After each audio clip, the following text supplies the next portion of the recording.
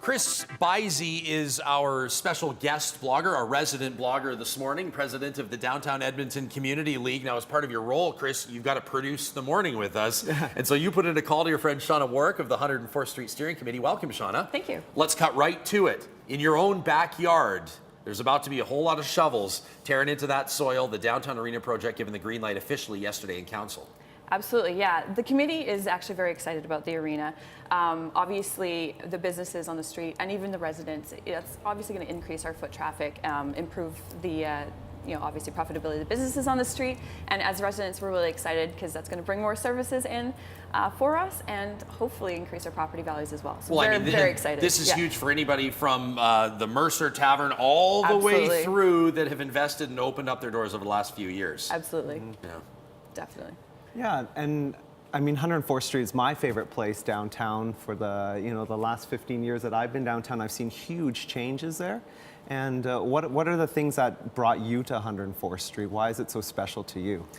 104th Street, yeah, it really kind of struck a chord with me when I first. I've only been down there about 5 years now, and yeah, really, it's a beautiful street. It's unique. We've got those heritage buildings on mostly on the east side, and you just can't create that character anymore. So that in terms of the market coming down, and it's a jewel in the middle of the city, and it's become a venue and a destination, and it really drew me in. So. Well, Shauna, I mean, there's been this incredible management, I think, of the potential of 104th Street. We're seeing here some images from some of the events that you and your team and volunteers have put on, the Alfresco Block Party, the Alley of Lights, the Mercury Opera Underground was one that a lot of people buzzed about. Of course, this Saturday will mark the return of the Saturday morning farmers market there, probably the most popular one outdoor-wise in the city. Why is 104th Street so important to Edmonton?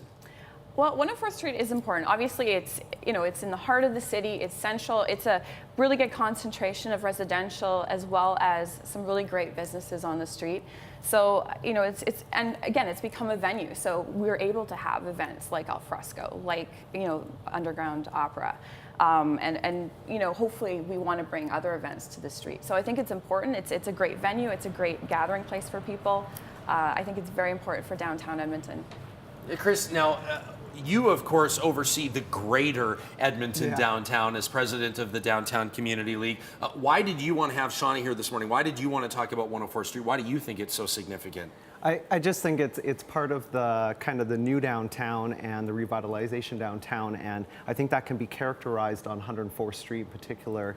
Some of the developments that have happened over the last 10 years, the new businesses, shops and services, the market being there, and it's right in my backyard, and it's really kind of the heart of the warehouse area where council wants to have more residential growth and that kind of thing, and I just love being on that street. Shauna, Bridget was saying earlier today she's so excited that Kelly's Pub, the new location down there, is going to have a patio, and that's because some bylaws and some restrictions have been lifted and changed as the city responds to be a little bit more business friendly. What else needs to happen on 104th Street?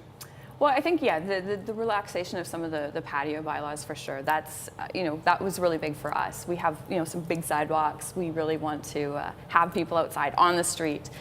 So I think that for sure, that needs to continue. The other thing that we would like to see on our street, again, I know there was some talk a few years ago about maybe shutting it down, being a pedestrian-only street.